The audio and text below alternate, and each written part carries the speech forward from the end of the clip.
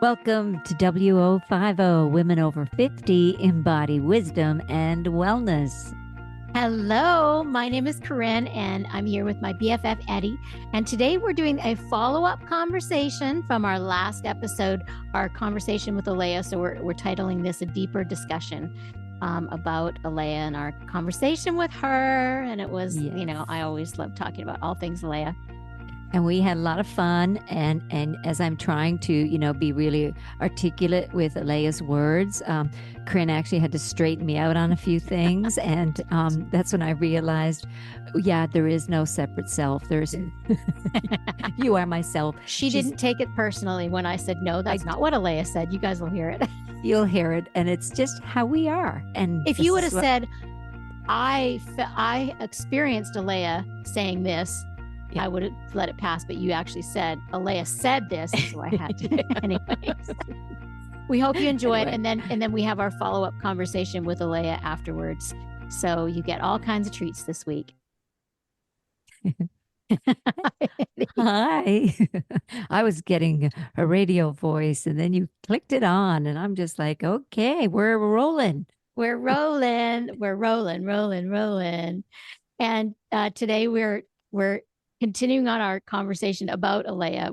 I just posted the Alaya conversation, our conversation with the wonderful Alaya last Friday. So we will post this conversation this coming Friday so people can get some continuance and vibe.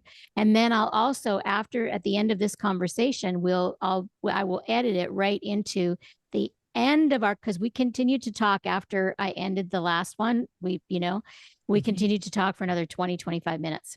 So if you loved the conversation with Alaya and you love her vibe as much as we do, then continue to listen after and this episode, and we'll talk about Alaya, then Alaya will come back to you.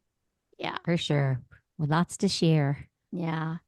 She's so special. I feel so grateful, for this time in my life for her to have come. I've been on this spiritual journey a very long time, since my 20s. And when I met her 3.5 years ago, I met her in an interview that I did with my old podcast with Sean called Turning Points. And people also, I'll link that below. People can find that only on YouTube. It's no longer available on podcast platforms, but you find it with, Turning Points with Sean and Corrine. You can find it because there's a lot of turning points.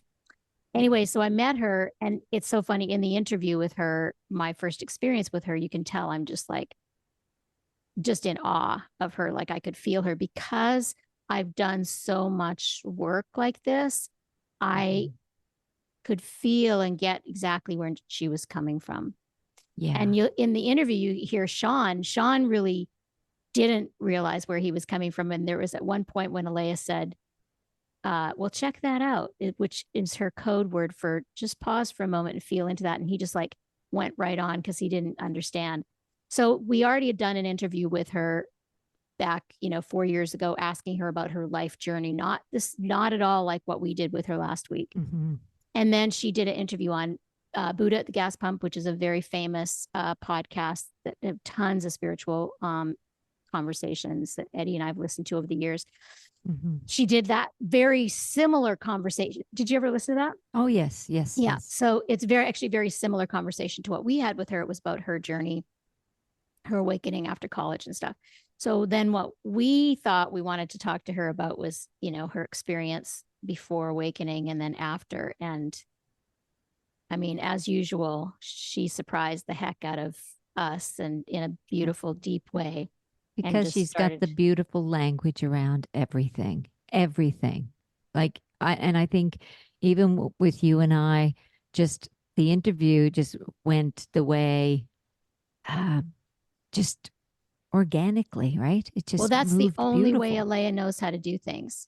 Yeah. If you try to talk to her and ask her to talk about something, even if you try to ask her about non-dualism, which is what we're doing, she won't talk about it. She'll invite you to have your own experience. Because, and I took this quote off of our conversation with her. She says, her big thing is for you to have your own experience. She says, if I'm speaking, you're looking at me. Somehow it makes me separate than you. Somehow I could be there and you down there, or I have something you don't. So I don't do a good job of playing well into that, she says. She says she really likes to hand it back to you and check in for yourself. Yes. Because, and the other thing I took away from that when she said that was, and she said this a few times, the mind wants to know. You know, I remember I asked her a question, and it was mostly for you know, the variety of listeners we have about awakening and how that question would be addressed. Yeah, what does it feel like to be awakened, you asked? Yes, and that's right. And she doesn't call it that. And of course she didn't. And I kind of felt in that moment when I was saying the question to her that okay, she's going to strip that down too, like that. And then it got me thinking, and that's what she does. Like she turns it around where then I start thinking, I'm like, I don't even call it that anymore. You know, because after every experience with Alaya, you know, it's like cleaning out the closet of knowledge, you know, books and dusting the dust off some of them and rereading some old literature where I'm like, now I get it. Now I get it, you know? And I love when she said also it's the unmet or the It's what was it she worded? what's unmet, untouched, unloved Yeah. is what she invites you to sit with. Yes, So the it's like, mystery. And that's yeah, the other thing she said is like when people want to know, like that's the mystery, right? The mind wants to know. Well, we just stay curious.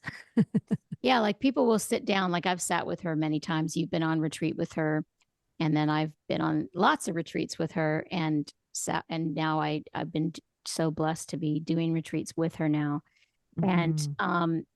she she really, if somebody sits down and they'll start with their story, she won't usually let them go on for too long because she wants to find the aliveness. You know, she's Yeah. really interested in what's alive, and she tells you to be tender and Mm-hmm. just soften. And when you soften with what you're feeling, and you Eddie talk about that all the time. You always talk about the feeling. It's like, even like I remember my sister knows so much about memory stuff because she's a speech that path, and my mom's memory isn't so good now. And I said something about how do we know if my mom's boyfriend is treating her nicely or whatever because she doesn't remember some things. And my sister said no, but she'll remember the feeling, Yeah. right? And we Mm-hmm. remember, so if we can get back to the feeling of it and out of the story of it, then we can figure out what's alive and true. And that's what she calls an unguarded heart. And when we're Yeah. in our unguarded heart, we can meet with what's unmet, untouched, unloved. And she's really ruthless, really, with that. Like Yeah. she will not talk about what is non-dualism, even though she knows she's a non-dual teacher. She Mm-hmm. very rarely uses that language Yeah. because it gets you caught in a lane of thinking this is what it is, and then it can Yeah. become another belief system.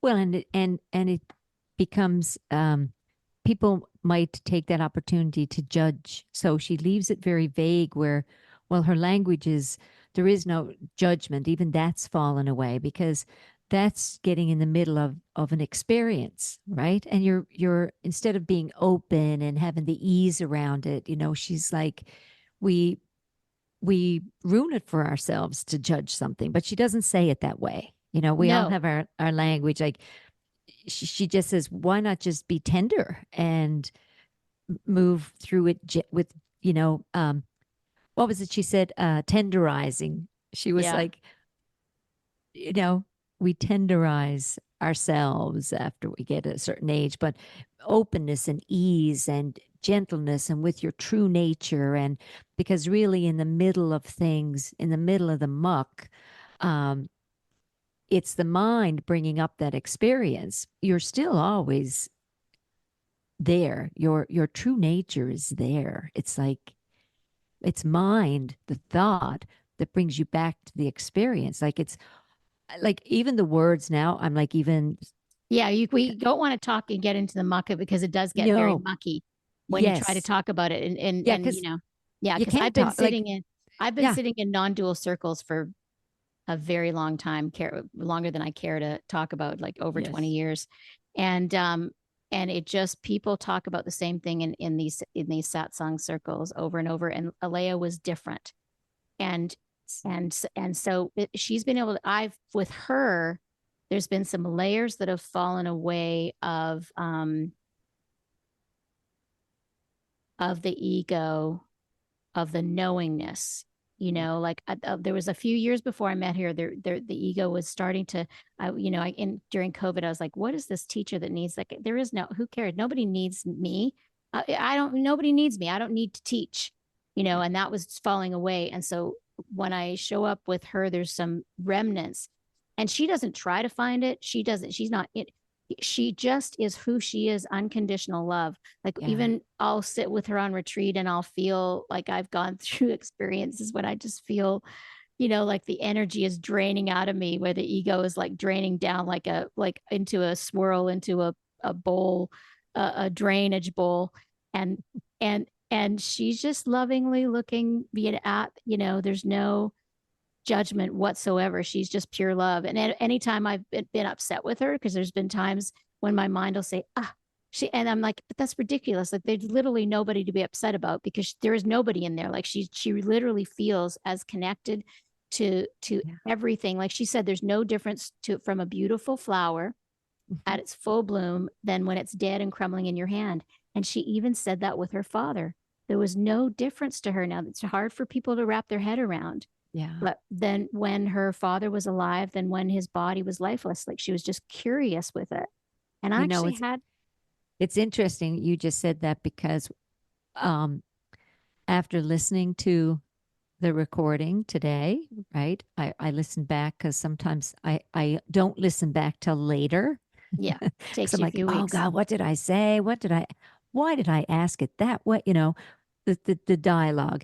And then I loved it when she said, you are my very self. You are my very self. And when she talked about her dad, and I'm listening back to it, and now you just said it again. I remember being with my dad when he was passing, and I was with him right when he, transitioned, left his body, whatever it is happens. And she said about her dad, there was this, just so many thoughts were going through her head. And the same with me, you're thinking, oh gosh, I got to protect the family. I got to and I'm she letting didn't all say of it. that, Eddi. No. She said, no, she said when there was a lot of thoughts going through her head, but when she looked at him, I know I'm wording mine and hers now. I did not hear her say that, but I'll have to go. Yeah. When she looked at him, she saw peace. His skin was softer. His She face didn't say that either. No, she didn't say any of that. She said, his way did she skin. word it? What she said was, when she looked at her dad when he was dying, lifeless and white skin, it was beautiful to her. That's all she said. Yes. You're putting all kinds of story around it, which is what we do. No, it's good to notice this is where I took it. It was white and beautiful and peaceful. Like there's where we again extrapolate, right? We stretch it to, because I'm hearing her and I'm thinking, wow, I remember, my dad, because his eyes were blue, his skin was peaceful, like he was peaceful, right?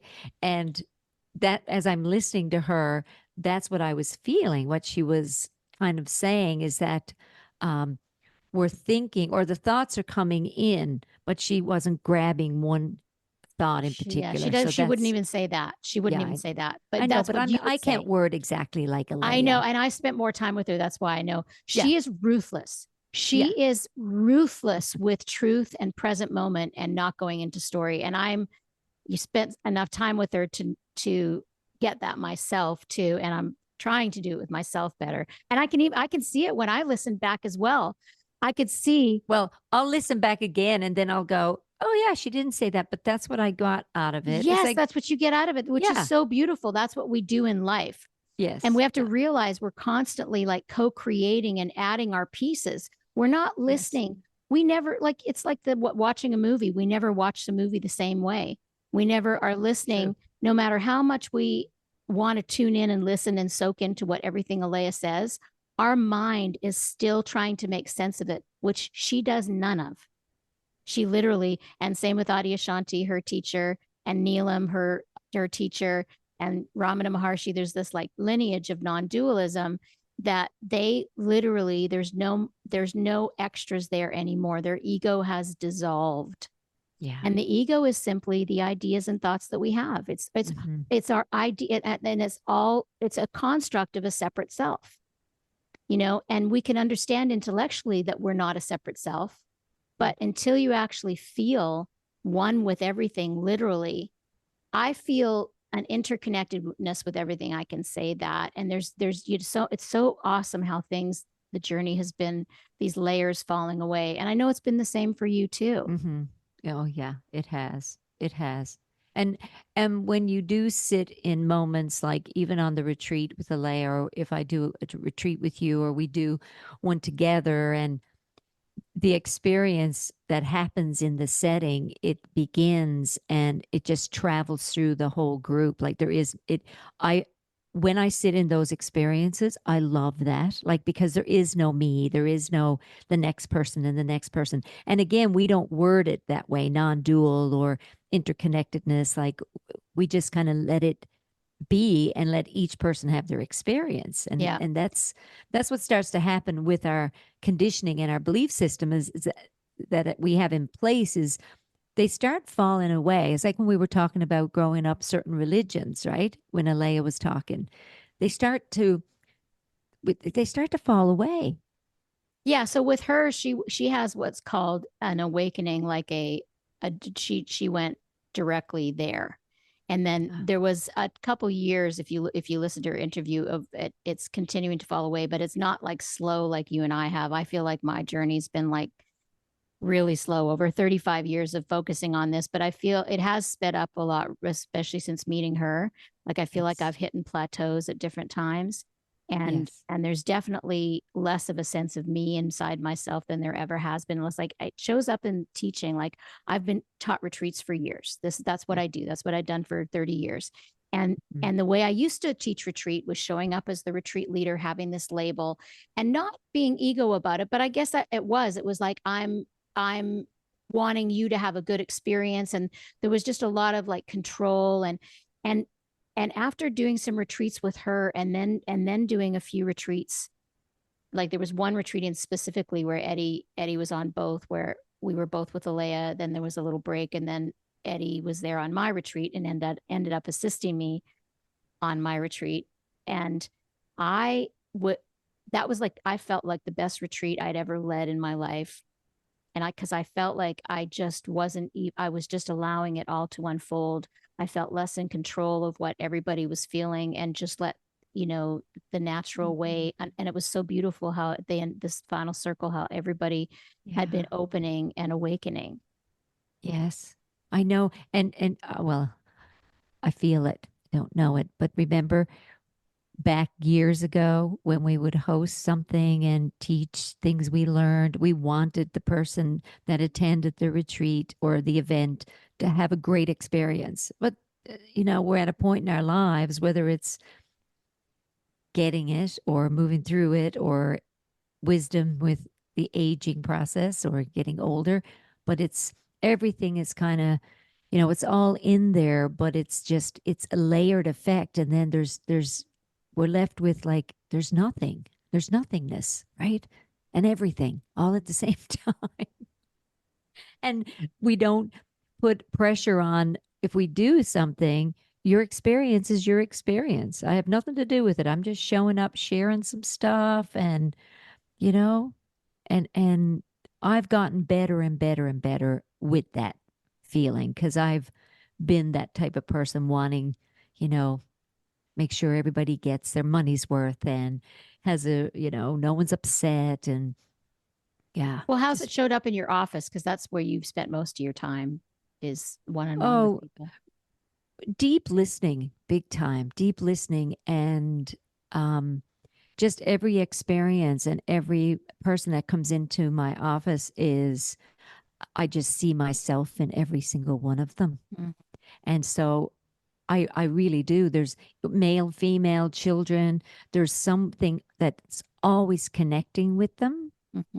and whatever that is. And then I just go with that feeling of what's needed. Because sometimes they can come in for, nutritional advice. And before I know it, I'm talking about the earth and the planet, and make sure you eat your vegetables because that you're it's important. We go back into the earth healthy. Oh, that's funny. That's hilarious. That must get a laugh. Yeah. Sometimes hilarious. eyes open really big because Yeah. You're everybody's seeing if in they're a paying different. attention. Yeah.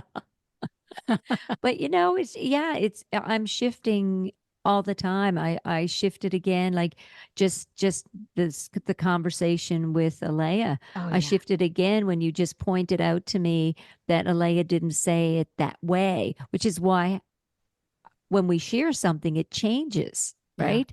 Like even how you would share Yeah. what you know with Alea because you've spent more time with her. You're getting Yeah. ready to do, another retreat together. And I just love having conversations with her because it stretches me and I Yeah. get gentler with myself. Mm-hmm. Yeah. Yeah. She just reflects and radiates presence and just unconditional love, which is what she said her teacher did for her.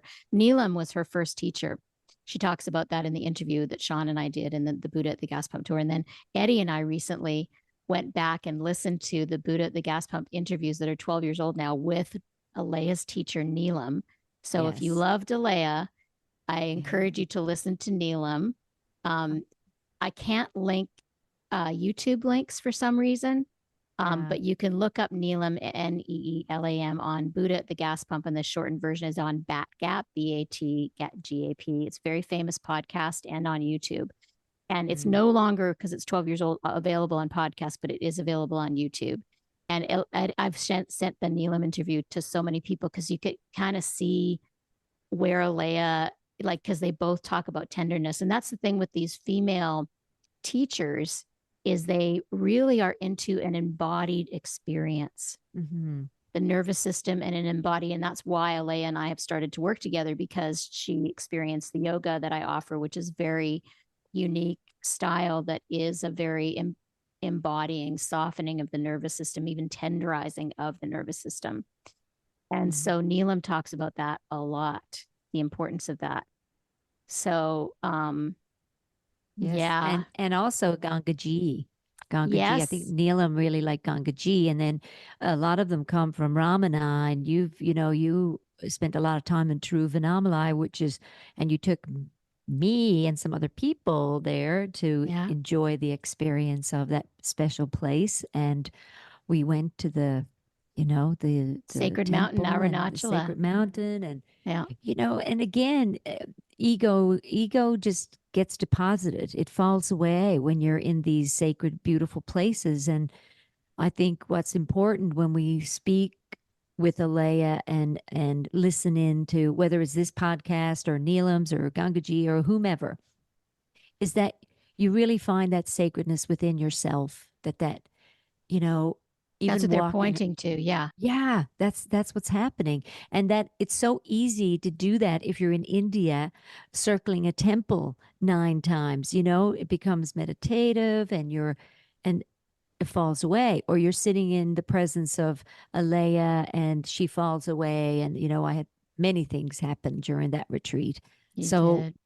but we have to uh, bring a lot of this beautiful um, essence with us in day to day living. We don't get to stay at a retreat center in the mountains. No Wi-Fi, no social media. So we have to come back, but we don't have to grab the story and jump right into that struggle experience, right? Because it's thought. We can actually. Why don't we go to that thought of peace within ourselves that we got to know? And Alea would say that's even extra. So it's Yes, like because the mind wants to know. right. And so just feeling into, when you have a, I think you're starting to do this with your people now, and I certainly am with mine. It's like when people have an issue and we ask them to soften and just be tender with it instead of going on and on and on about the issue, just come back to the feeling, how you're feeling now, and be tender because that's Alea's invitation constantly is to just come back to the present moment.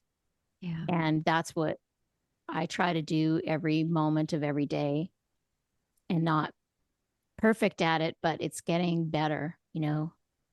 Same, same. Every day, present moment, we get to take another another approach with tenderness and Yeah. peacefulness and ease. And I'm looking forward to hearing the next the tail end segment of the conversation, because it's really good, and I hope we get her back to some more, to have, because I think we're going to do some other conversations about some really tender issues in this world. Yep. She's agreed to come back again. And Mm-hmm. she and I have a retreat coming up in October, a 4-day silent retreat, what the retreat center that Eddi and I have both been to, well-being retreat. And I'll put a link to that below. And in this next part that I'm going to put in, that you can continue listening now, is the tail end, the last 20 minutes of the conversation with Alaya, where Eddi asks about us working together in the retreat.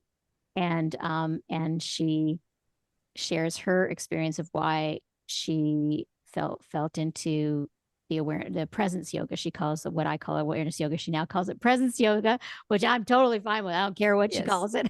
Yes. And what I am left with after Alaya said, "You are my very self," has never felt so true. As we have known, we're soul sisters. So it's like, you are my very self. I bow to you. Oh, Eddi, I bow Yeah. to you. What Alaya says, Thank you, I bow Alaya. to you. Yes, your awakening is what my awakening. Your suffering Yeah. is my suffering. And I love you. And Love Eddi and you. I love you. Thank you for listening. Yes. I bow to you. I bow to you. We're the same, right? We're all like, it is just the same. Nobody is actually, that's kind of hard for the ego to hear, but we are all going through the same, like, fresh aliveness coming in, and the accruing, and then of the conditioning of the human experience, and it all has its uniqueness, of course, but it's the same burdening, the same kind of, and then the slowing down, and then recovery back, that we have potential, and that kind of cycle of life, that circle, and it's not just the human life. It's like we can look at almost every other way that we can kind of experience that in our consciousness, and it all almost, I mean, all other ways are going to be natural. Absolutely. Going to be like, and we're, yeah, and it's pretty fascinating. Yeah.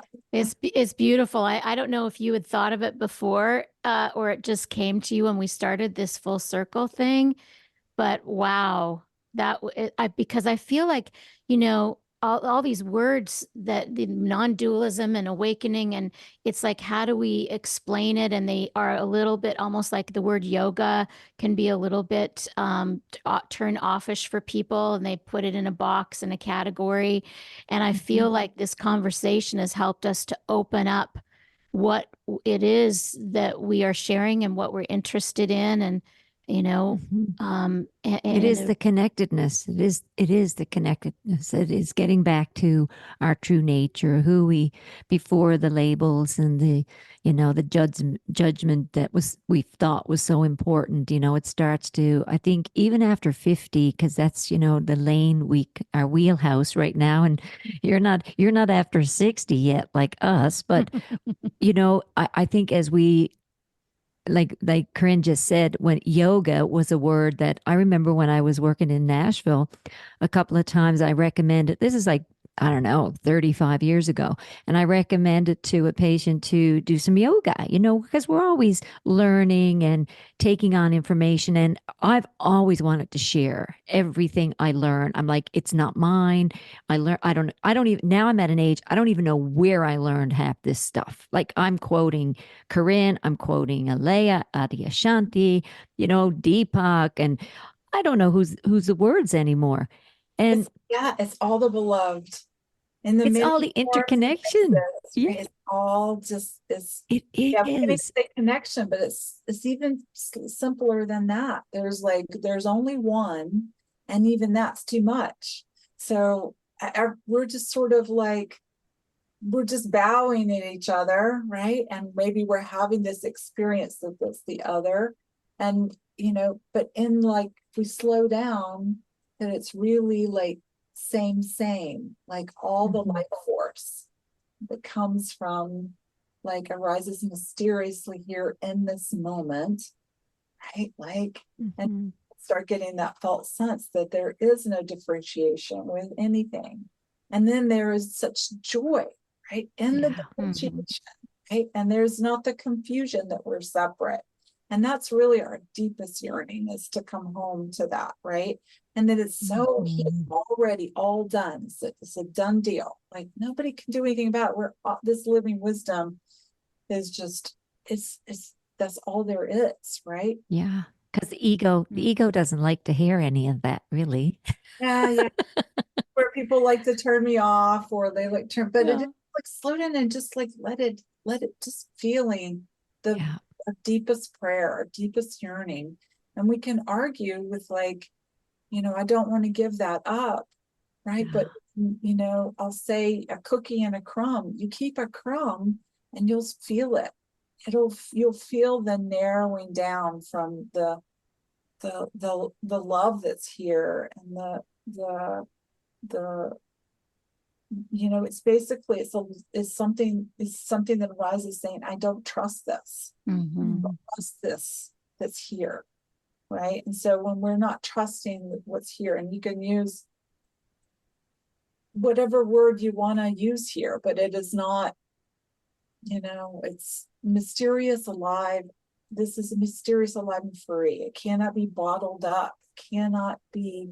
We certainly try, right? We certainly try to, like, have it out there so we can know it, but everything, all scientists, every map the brain, it's like you go in there and we're all left into the mystery. We can say things about it, but we can't say why, how this is here, right? And so when we really slow down, and just feel, then that's, this is kind of a big feeling energy right now, but if we can really feel it, that it really brings us very present and grounded. So then that common sense becomes in our brain, like, we'll know what to do, like, we'll know what to say, we'll know what direction to go. Like, we run to, pick our child up, throw them around and play, because it's just happening, it's alive. There's no, like, I think I should be going to do this. It's just, right, like, we're just spontaneous beings that can curiously, like, be in the most, I'm finding in life, and this is maybe something that reflects too, is this, like, getting older, and this feels very exciting. It's like, what's next? Like, being here, and then, like, what is life like today? What new thing that comes in, new person, situation, or a shift of energy to do something different. It brings me back to my child like wonder. And so I don't know, like, words get trouble. Yes, it's present words, moment. Words get we'll have the next podcast, the three of us will just stare at each other, no language. We'll just I'm good with that. I know you are. Yeah. Thank you. Please. Yeah, so much gratitude, Alaya. We will have you back. You already agreed before we even started, so hope you still feel that way. Yeah. Well, I think maybe at the end here is sort of what I'm feeling. It's like kind of talking about how presence moves into, like, I could say in parenting, right? And how that changes karmically, like what I received from my parents or my church, and like the potential of like how this sort of not only serves the idea of me suffering, but how we become, at service to the beloved and all of life. Like it means that what I received, I'm being tender with. And so I react differently, like in these relationships, or like how I'm with my parents than how my parents were with me. And I mean, that's really how I see like the greatest, like how to be in service in the world. It's Yeah. tenderness, gentleness. Yes. And then it's somehow everything is reorienting, and we're knowing what to say and do, and we're out of the realm of trying to figure out everything else. It's just, it all becomes very much felt sense that there's a deep service happening in a way that we can't track, and that's okay. Yeah. We can't track, and that's okay. We can't. And felt sense. Yeah. Yeah, that's it. That's it. And that word got turned on to me by Sean. I think, yeah. He said it when we were talking one time, and I just, because that makes sense. I would say that makes sense. And I was like, you have awakened me. That beautiful soul of a man. Right? Like that's how it goes, right? Like I'm at y'all's feet. Like everything that you're sharing is like, I can't have every experience in the world. But as you share the trash can, I mean, it's like this whole new like energy. It's a flavor that is just so delicious, right? Like sharing, everybody, each of you sharing your stuff, it's like it's opening here. That makes sense. Yeah. Well, it certainly has been that for me with you. I had so many ahas with you, Alaya. And when I've talked about you before, it's like, and I like you, I feel so present when I'm with you. It's like you're ruthless with presence. And it just like, and I could see Eddi too being here, and we're just like there with you. And even scrabbling for I felt like I was playing Scrabble for a minute, trying to grab the right word when I would say, if you were in the audience, there was an audience in front of you here, and the questions that would be asked, because the language keeps changing. And even while I was asking you that question, it was changing yet again in my brain. Amazing. yeah. Yeah. That's, yeah. I love that I mean, man, that I'm at your feet. That's delicious. Yeah. Well, you're just, it's present moment. That's what we, it's all we have. Yeah. And that changes, and that we're not like grasping, and, we have fluidity that makes the most sense just to be the change. We are the change. We're not like grasping to hold it. Do you know what I mean? That it's making sense, because,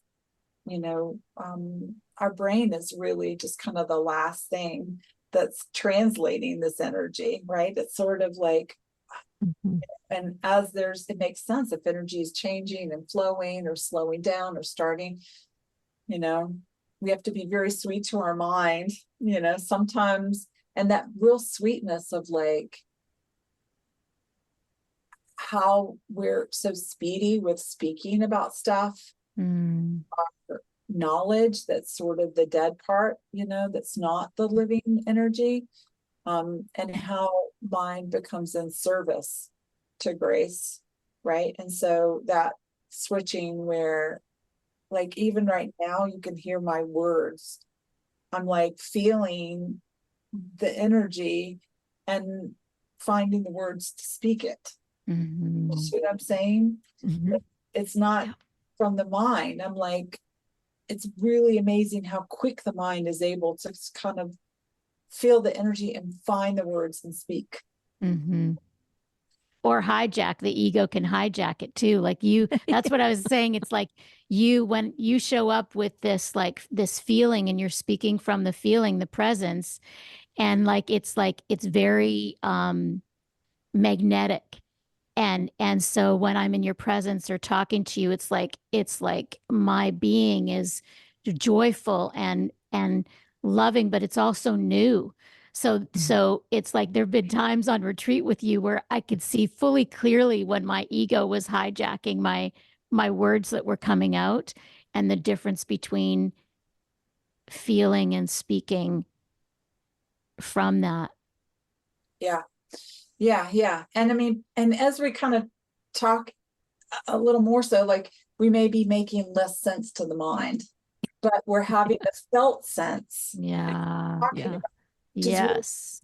You can feel it's totally like, and maybe we're more like a song or more like a poem or more like music, like the way we're speaking, because it's more we're feeling it, and the mind is like being able to open and kind of stay, be open and follow along and feel it while it's hearing it. And when we're really close, we're just like trying to get it, just understand it just through our mind, right? And so just sort of that discernment, or that kind of the way, right? It's just so fun. It's just so fun, because it really is. Yeah, it means I remember when there's aliveness and openness and nature. Gosh. Well, I remember when I went to the retreat out in Tazewell. And I had so many questions, right? So many questions for you, and I'm just, everything's whirling. And then when I sat in the presence of the group and Corrine being there as well, I had no words. I didn't even speak. I don't think I spoke for 3 days, which is, I mean, when I like to get information, but I could feel it. I felt it. I felt every moment. I felt, even if someone said, describe your day, there was no words to describe it, And it's beautiful that you and Corrine get to do this again. Yeah, it's true. It's true. And it's all, everything here in this form is just bowing to this moment. Right. So, it can be the one, or it can be many, and we could be at service. And so many ways when we're just bowing to this moment. And I describe yoga, with her. I'm using this with folks. I'm calling it sacred melting into the earth body work. And then for me, teaching for so long now, it's it's everything is really pointing into this felt sense, right? And then this tenderizing into the heart. And there's so much like what we're talking about. It's like the buzzing in the mind and the untying and kind of feeling into this, right? But the movement of the body kind of opens at a different tempo than the movement of the mind. And I've really been yearning to bring in some of this type of offering alongside with satsang, because it just feels like it's just such a sacred hug. That's what I like. Yeah.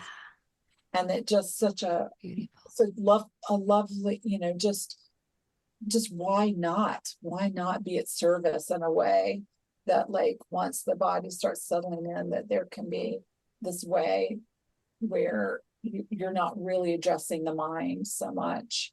From satsang, like this kind of conversation is like activating, right? And you could be feeling afraid by what I'm saying, or you could be having memories like what I had with my father, or whatever that's you're taking care of with what's coming up, like when we're together. And then this offering is really inside your own heart. And so there's just sort of this movement back and forth between satsang and settling into the body, presence yoga that we're doing together, which feels like a really like loving support. Like it, I would, I'm, it's like, yes, give me that here, because my body is, I've had all kinds of body stuff, sometimes very fast and intense, like I had friends tell me when I was in Sedona, it was the year I didn't blink.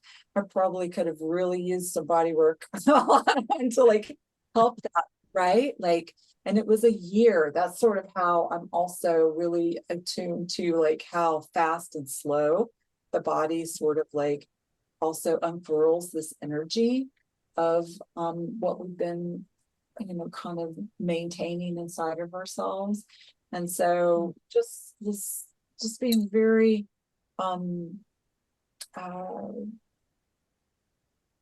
just the very sacred untying. And there is just, I have in this form just a deep desire to be at service to how this, throwing myself off the cliff, throwing myself in the fire, but also like that sacred hug, that like rolling out the red carpet. Why not? Like we can, why not? It's possible. And so meeting Corrine, coming to do retreats with me, her stuff was changing in a way that it just was sort of becoming very just natural for us to come together. And so it makes me really excited because it just feels so loving and nurturing and supportive and deepening and like kind of and it's easier for me too. It's helpful for me, right? Because it's a lot, it's just yumminess everywhere.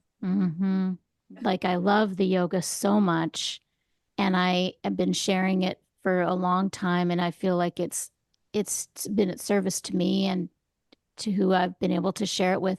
But there's just been, this feeling of something else. And then when it came along to blend the two of us, it does seem very natural. And now there's a whole nother life in it now. Because I feel like in the yoga, there's like such a deep and open, because I feel like I missed, like in the way you said you could have used the yoga back when the year you didn't blink. I feel like I could have used a lot of Alaya in when the garbage was falling down the stairway. And I didn't really know what was happening to me. Like I didn't know, all I knew that there wasn't a big sense of me in my being anymore, but I didn't know how to describe it or have anybody to talk about it or anything. So I feel like it is a natural blending, and so grateful. Yeah. And I had the same experience, right? Like, so my stories, and everybody's going to kind of have those, like the trash can story, and then like looking around and they're, what is this, and that's happening, that's here. And, having, a big thing of like saying yes to this is, as that was occurring, meeting my teacher Neelam, right? So it's the same conversations, like in a different flavor, a different personality, different way, different kind of snowflake. And Adia also, like, is like kind of deepening. And so with that, it's like to just be able to, I feel so blessed to be able to have relationships and speak and have conversations and questions, and how helpful that, right? Like sort of like what you're describing. And so, and then it's just, then it's like, I'm at your feet. Eddi, thanks for letting us share about our retreats together. Thanks for spurring on that. Yeah, of course. That's sweet. We haven't really, we've talked about it together, but we haven't really, like, as we're kind of getting into it a little bit more, we're able to have a language, I think, and an ability to describe it in a way that's so yummy, delicious. Yeah, it is. I can vouch for that. It's And Eddie, I'm giving you a big hug.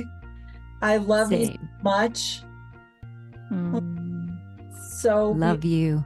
I saw Corrine just last week, but I'm hugging you. Mm. Well, thank you so much. Thank you. Mm. Love you. Ladies, we'll do it again soon. Oh, yeah. We will. Yes, we will. Okay. So bye, everybody. Bye. Bye. Thanks for you. listening.